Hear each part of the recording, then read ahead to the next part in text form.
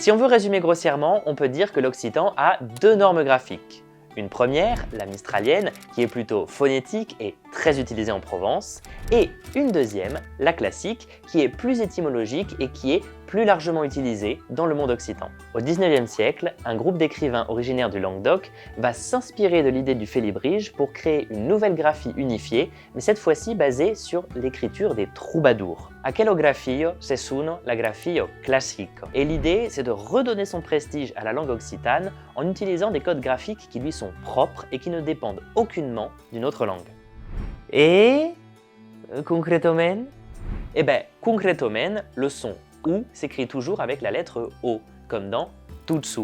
Et on voit ici très clairement que les lettres muettes refont leur apparition si elles ont un intérêt étymologique. Tutsu, ça s'écrit avec un R et un N parce qu'on dit uno giornado, une journée.